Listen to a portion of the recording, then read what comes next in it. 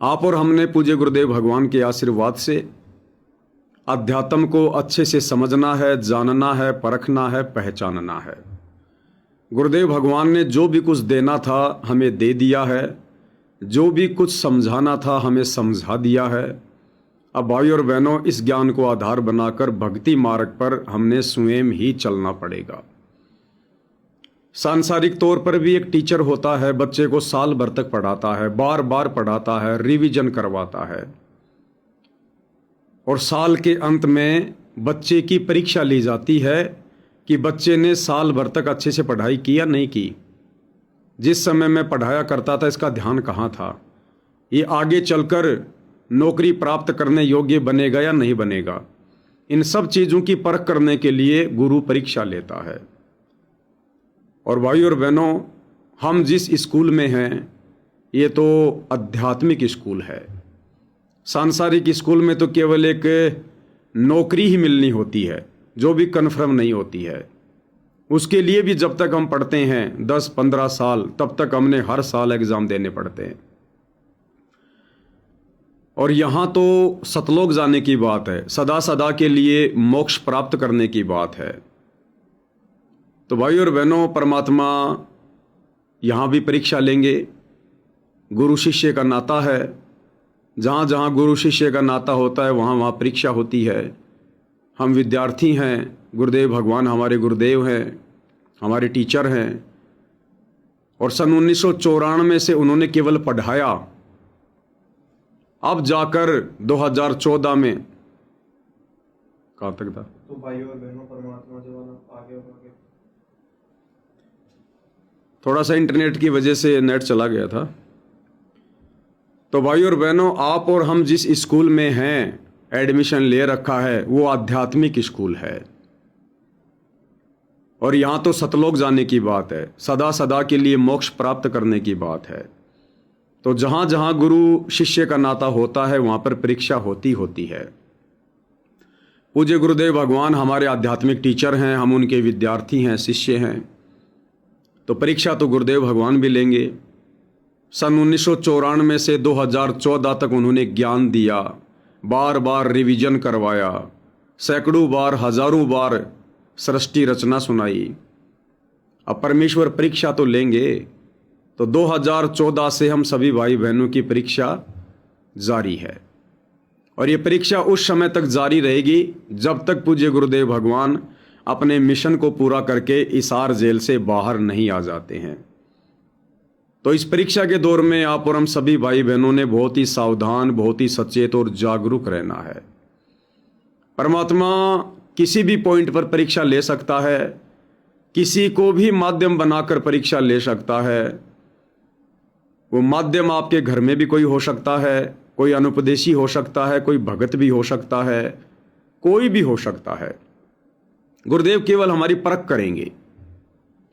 जिस प्रकार अब्राहिम सुल्तान के समय पूज्य गुरुदेव भगवान सतगुरु रामपाल जी उनके शिष्य, उनके गुरुदेव थे।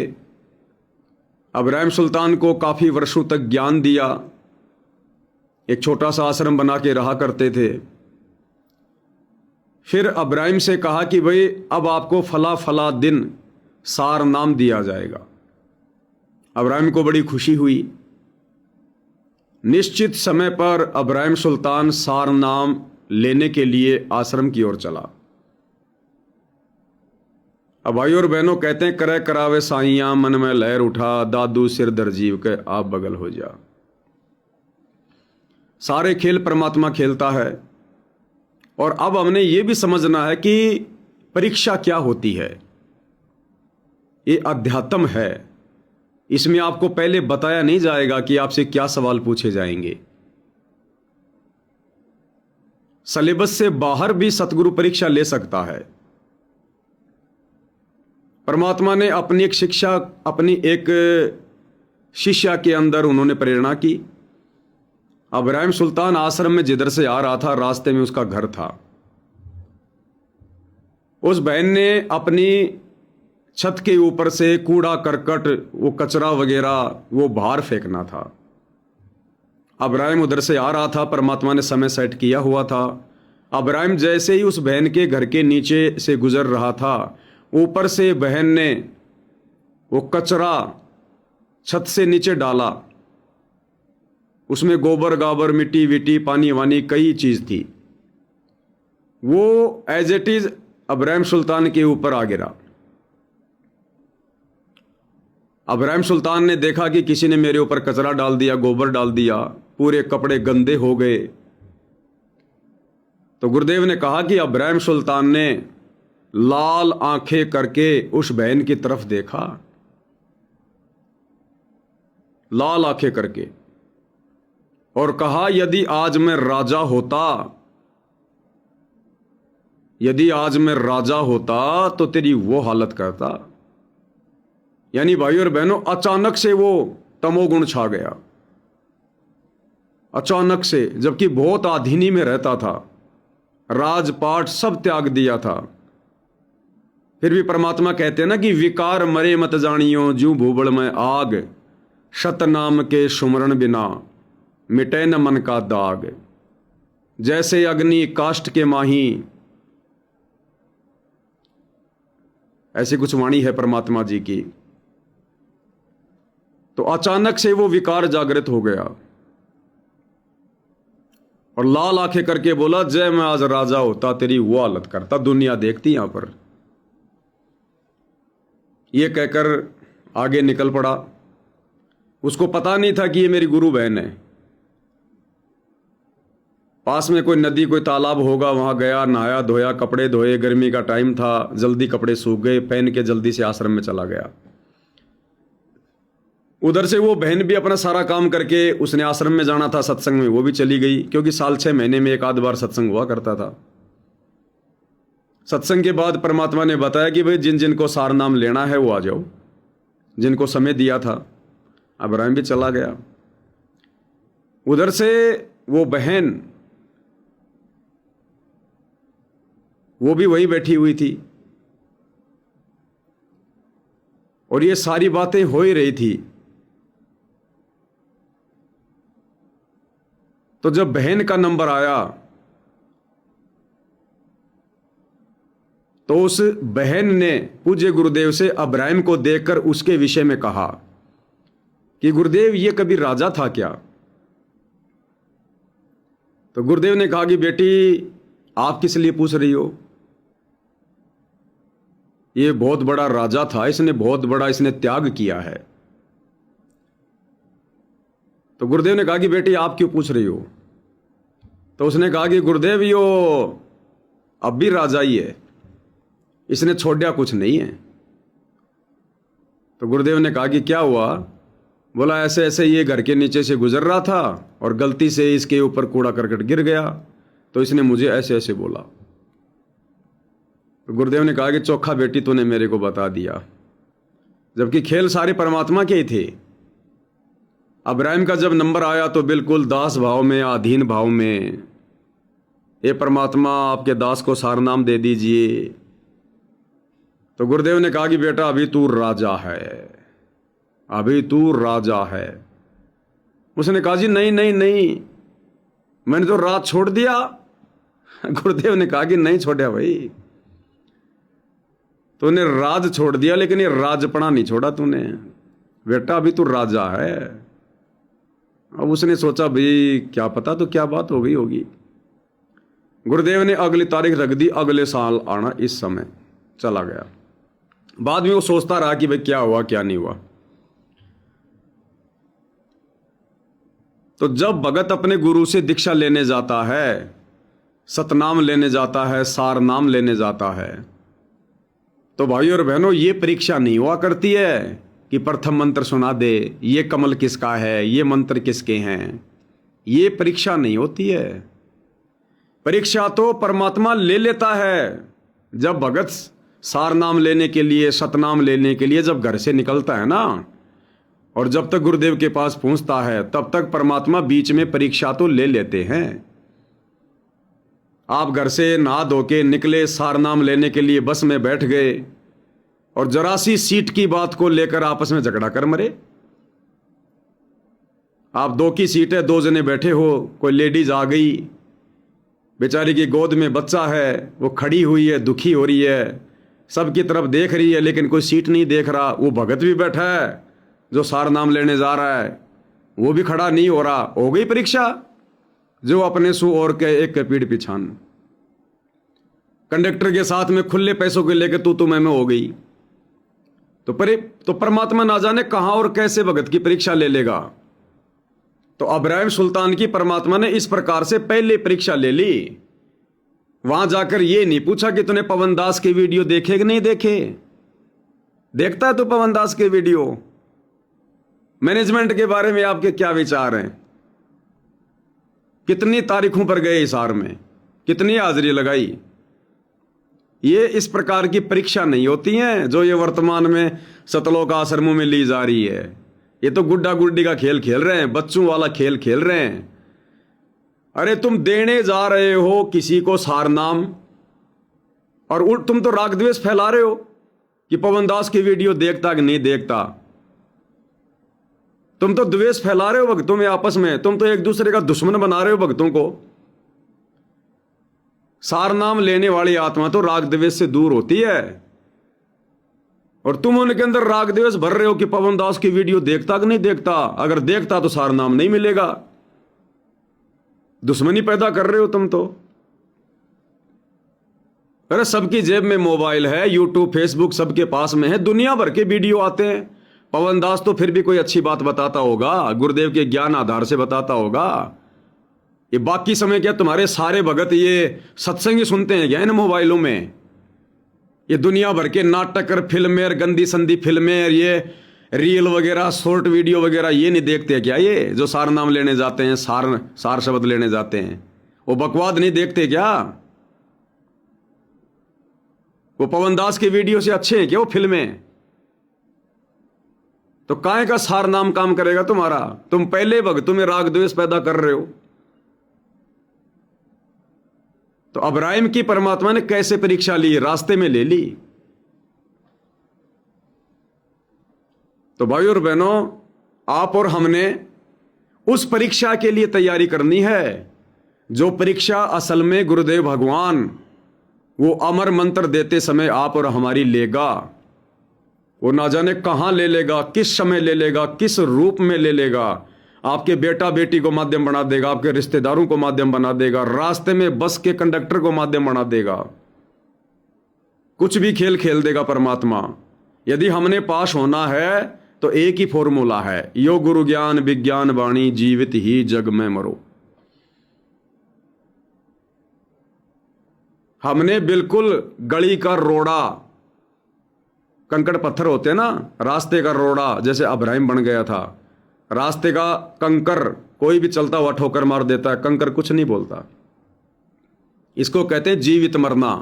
कोई कुछ भी कहे, कुछ भी बोले, कुछ भी खा रहा है, कुछ भी पी रहा है, हमने इच्छा नहीं करनी, एक दूसरे की रीस नहीं करनी, कंपटीशन नहीं करना, देखा देखी नहीं करनी।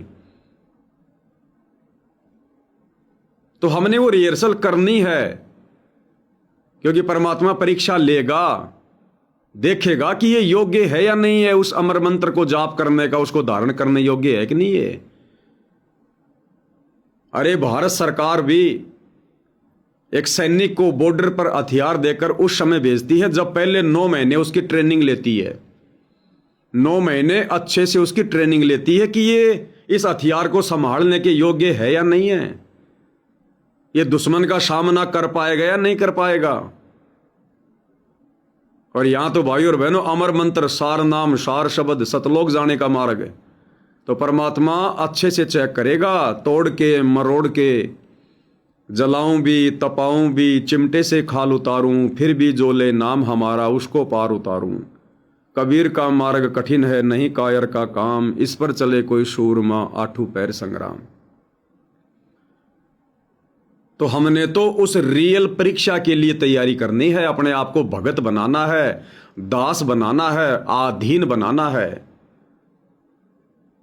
हम साथ संगति वाले तो कभी भी मना नहीं करते भगत भाइयों को कि भाई साथ संगति में जुड़ना है तो सतलोक आश्रम मैनेजमेंट वालों की वीडियो देखने बंद करने पड़ेंगे। हम तो कभी भी मना नहीं करते। देखो भैया, खूब देखो, जी भर भर के देखो, देखोगे नहीं तो सच्चाई से परिचित कैसे होगे? अगर मैनेजमेंट के वीडियो नहीं देखोगे तो तुम्हें कैसे पता चलेगा कि मैनेजमेंट क्या कर रहा है, सही कर रहा है या गलत कर रहा है, ज्ञान आधार से चल रहा है या मर्यादा तोड़ रहा है?